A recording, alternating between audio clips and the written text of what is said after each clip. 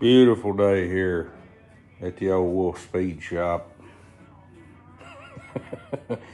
You ever build something and rebuild it? Yeah.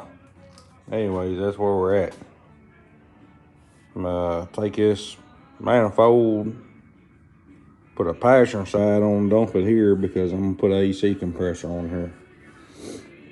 I'm gonna chop this, cut this section out, lower these down as far as I can get them. And I think the easiest way here, because I welded the hell out of everything, is I'm going to notch this. It's kind of humped up anyways. If you see it, it looks dumb. How about that? I'm going to notch this about right here and make these come straight. And then it'll come down. The main thing I got to watch is it bags out. Make sure this doesn't touch this, but I think we're going to be golden. But right now I'm getting a little bit of a shake taking off with the trailer. A little shimmy, and I think it's in that. I know my degrees are right at full bags as far as angle, pinion angle, and dry shaft. Yoke, like transmission. These are perfect, but I think this angle here is just too much. So I'm gonna drop this to make that work. I gotta unhook this. The radiator is going up front now, so I gotta run new lines. I'm gonna have to take a section out of this when I lower the motor, section out of this, and this.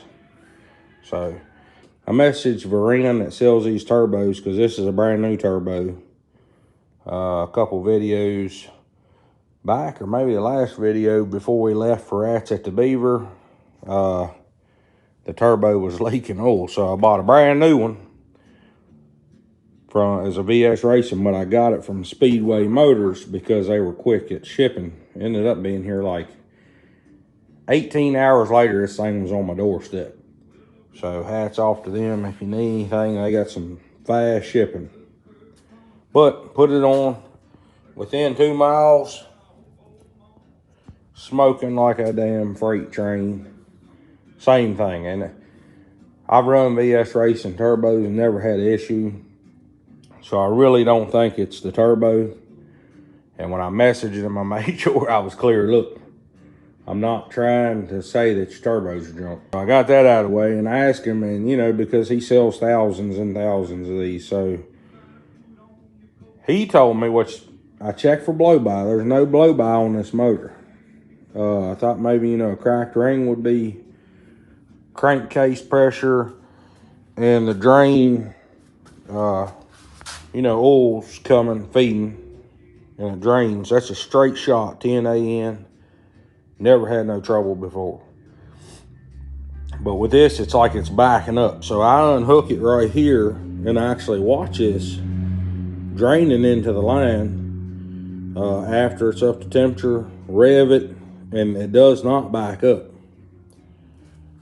But for some reason, Varan said that it's because I have a PVC valve,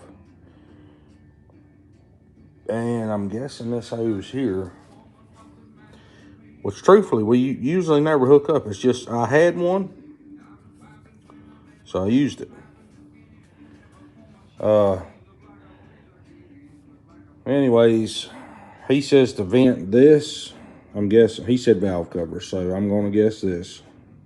Just put a vent on it. I'm gonna probably try to put something on this cap, like a vent if it doesn't get too close to this. But anyways, I'm gonna vent it, and the PVC valve, he said do away with it and put a filter, like a vent, to the atmosphere, and that'll fix this. Now it makes no sense to me because it has no blow-by or crankcase pressure that I can see or feel. So, you know, it's kind of got me stumped as to why I would be doing this, but hey, you can't beat a man in his own game. If somebody that does this for a living tells you to do something, do it. And even if you don't understand, maybe you can wonder about it later. So I have to do that. I'm gonna have to pop this intake and put my engine lift on there. You know, it's a pretty big ordeal. Another thing I'm worried about is that dry shaft. I measured that dry shaft, so at all out air, it would be pretty much bottomed out within like 1/4 of an inch. Because at air up, it pulls this out. You can see the mark, the seals touch right there. But I wanted as much as I could engage when it's aired up pulling. So that's why I measured it so close. So I'm hoping I don't have to get that shortened. I may have to, but you know, that's just a trip to earn it. But I'd rather do that than bust something in the transmission, because that is really hard on transmission when it's bottoming out. Sometimes you can get by with cutting the end off of this yoke and cleaning it up. I may go that route if I can. As long as this shaft in the transmission, the output isn't bottomed out back here, you're good.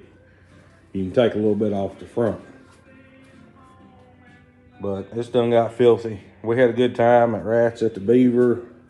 I didn't really take no videos. I took some pictures of some cool stuff.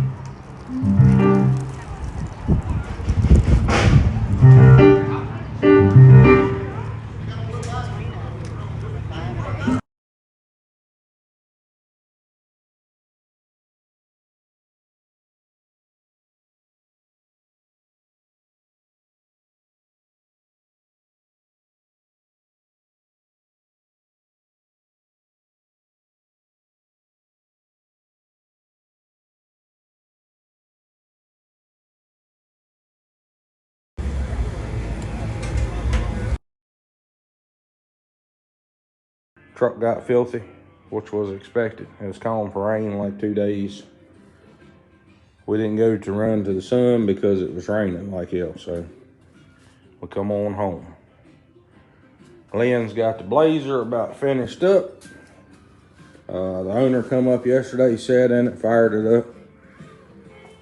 Good buddy of ours. Had a few little hiccups, but everything went good. He done a hell of a job on it. Let's see, yeah. Primer. I'm only gonna fire for a second because I don't want to breathe carbon dioxide all day. There it is, though. So anyways, he's got a few things to do. This intake, I think, is hideous. I mean, he done the best he could with what he had, but a truck intake, if you build a nice car, we just seen this at MDA car show, and it kills me. People just leave the covers off, and this intake is sticking up, the ugliest intake ever made. And they'll build a $50,000 car, put LS in it, and leave this daggone intake sticking up. So that kills me to see that. So anyways, the owner come and he asked me, and I was like, hey, I love it. Other than that intake, I think it just looks hideous. Even with the air filter, sorry about that. That's Glenn's joke on Stewart. But anyways, Stewart's son, Kevin, I run across a good deal on a LS1, which are hard to come by anymore. And I told Stewart just steal his son's intake. So that's what Glenn's going to do today, is steal this LS1 intake. It'll look a hell of a lot better than what's on there. It's going to make that whole build look cleaner. This is a 74,000 mile LS1 out of I think 99 or 2000 Camaro. He paid pretty good for it, but I'd say if somebody's got a 6.0 and some money, he'll probably swap you out. But this is for sure. I can verify. It's 74,000 mile motor. A buddy of mine bought the car from an older guy. It's been garage kept. And he's going, I don't want to say this because it kills me, but he's going to gut this thing and make a street car out of it. Well, I'm not going to say gut it. He's putting a 9-inch or something under it and straight drive, 6.0 stroker motor, big turbo, or maybe twins. I ain't sure. He does some wild stuff. I mean, I'll give that to him. He's got some badass rides. He said, hell, I think he's still got a Viper that's turboed. Or I think it's turboed. It might be supercharged. I ain't getting in that thing. Bought this motor yesterday. It's Crayola rebuilt. I ain't sure why people do this. And every bolt on this thing is just about broke off. But, a little secret. Now this ain't guaranteed because I've seen a few times that it wasn't right.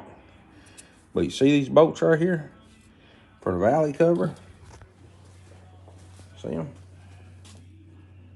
If these are 13 millimeter, odds are in your favor that this is a Gen 4 motor with the bigger stuff.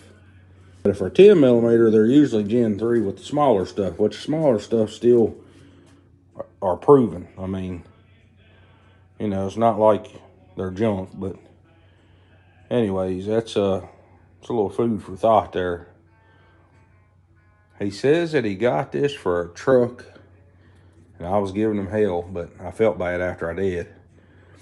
He bought this for a truck of his that blowed up, broke a rod, and it's 6.0 in it, so he was going to put this 5.3 in it. And I said, well, you know, what's your truck really even worth? Is it worth doing all that? And he said it was his daughters that died. So I felt about that big and pretty much told him if he can get the motor out, holler at me and I'll try to help him. Man, I felt bad. So, but what was insane was these two pistons and these cams are laid out for a reason. A buddy of mine that I work with, his stepson run through some water and sucked water in a 6.0 and broke a rod and bent two of them, but I only had two. If somebody has a Gen 3 6.0 rod and piston, holler at me. I mean, I'll pay you for it. But anyways, he broke a rod, and this guy shows up, and he went through some water and sucked it up and broke a rod too. So I'm trying to figure out if this is the same person. Because what the hell is the odds of two people broke one rod, you know, sucking water up in the motor? So but they don't even know each other. And why I have two cams here is because my buddy, rod come around and hit the cam lobe somehow, tore the cam lobe up. We just took one of these out of a 6.0 for the Fairmont. Brady set it over it, and he don't remember which one it was. I don't know if a 5.3 and a 6.0 truck cam is the same. I can only imagine that they're not. So the two I think it is, I'm going to send with him, and he'll have to look at his part number and figure that one out. That's the best I can do for him, because I don't know.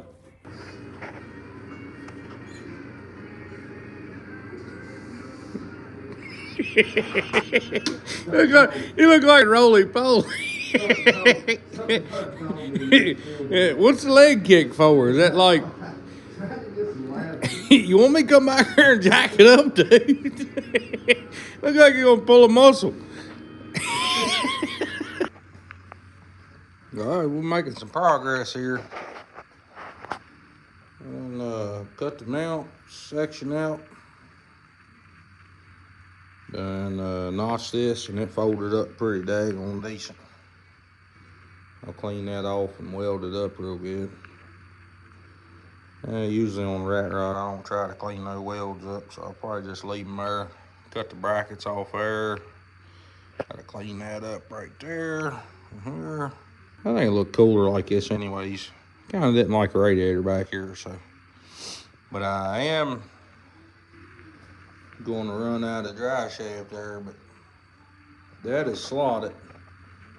So if I can move that motor up maybe an inch or two, which is gonna be real close, then maybe I won't have to get a dry shaft made. This heater hose is gonna kill me, but this isn't gonna be here no more. This is gone. You know, there's gonna be some changes right here. Heater hoses will stay, but I think he'll be all right. Just gotta go through everything, make sure it's good. Glenn went to get some lunch. He got the intake off this. Ready to put that LS1 intake on. Man, thing's gonna look a lot nicer. Don't have to worry about that hood clearing and all that.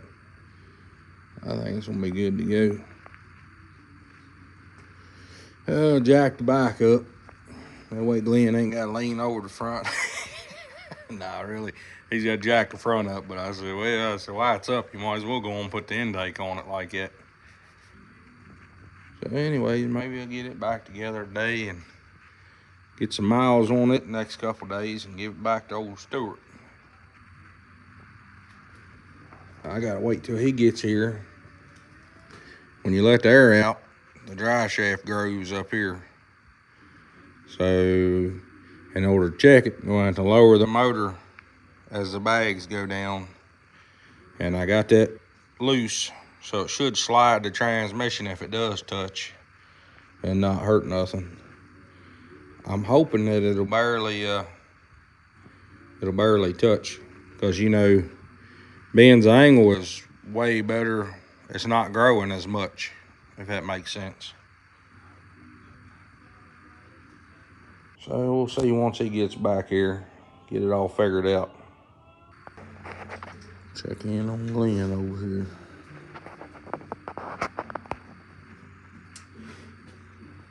Everything good?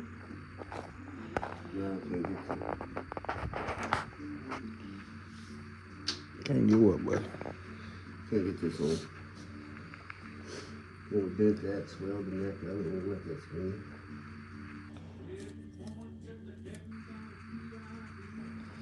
Why don't you go over and find one that slides on? I got two, and both of them for a return.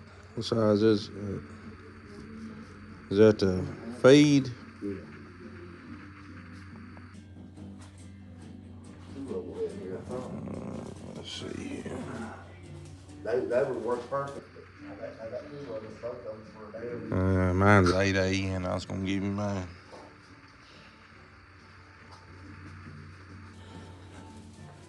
My thing looks good.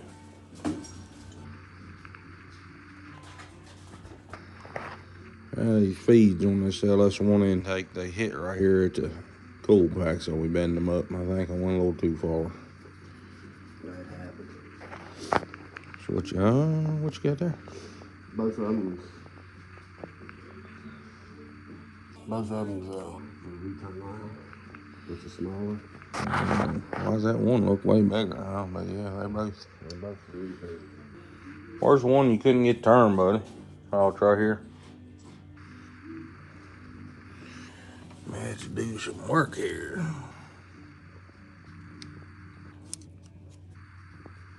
Just drill that out, man.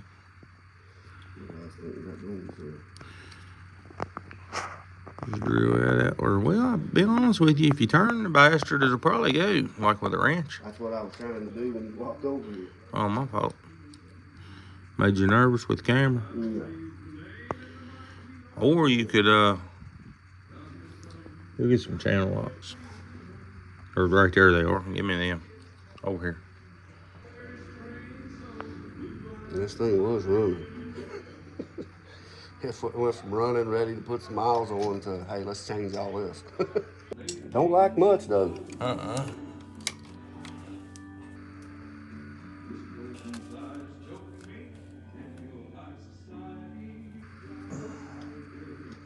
Don't like much. I have to work that little. You get it?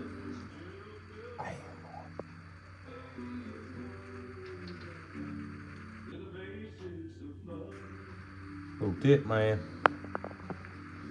Make sure them O-rings are in there. Yes. Absolutely. We bought some, didn't have no damn O-rings.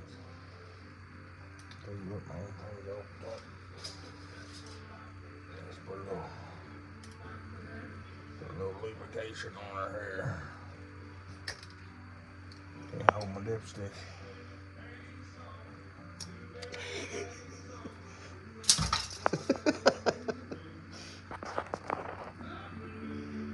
That's better. Yeah, shit. Damn, truthfully, you could have just stuck it on there and done this. I tried to do that too, but it was at an angle. Don't worry about it. Daddy took care of it. Did you get it? Daddy took care of it. Daddy come over here and caught me in the middle of something and said, "Ooh, let me take care of this for you." Let me get that for you so it looks good. I feel by it Now because it's pick it kind of up. my fault. Hey, now pick it up. Yes, sir. Yes, sir, Daddy. Ain't that what you tell me all the time? Let me Pick get it that. up. Let me get that. Mother sucker. Man, how do I attach this to this? That ain't my issue right there, bud. It's gonna be perfect for that 45 I brought. You got a barb fitting one? No. Yeah, I got one over here. I was gonna say I just put some in here. Man, them fittings done got high. I'll get all the fittings out. Right here.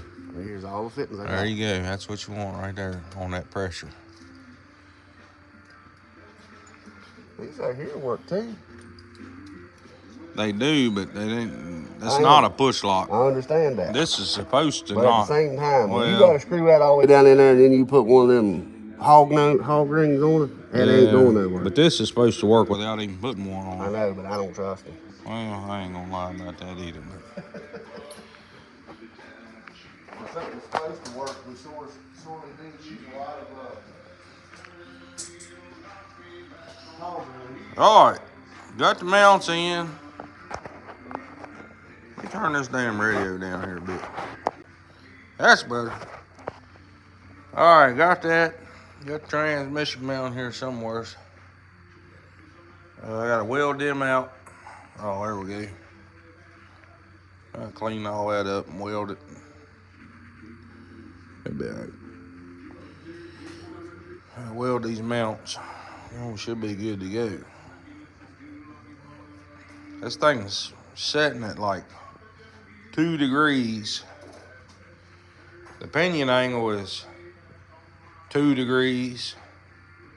Transmission yoke is 2 degrees. I'd like to see these about 4 degrees, but they can be 0. I read a bunch of articles that said people set them at 0, so I'm assuming that's all right. But no, I think it's sitting over here, buddy. Right here.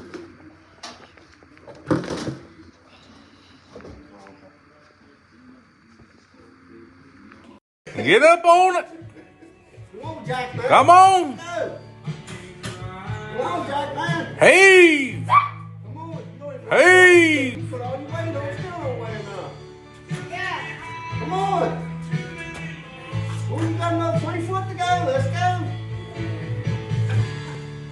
If he laid that head on it, it'd probably work.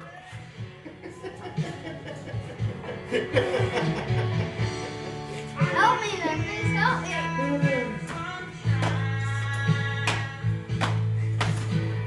About like Glenn twitching that leg. I don't know what you're jumping for, but I guess it's helping. Like and subscribe, thank you. There you go.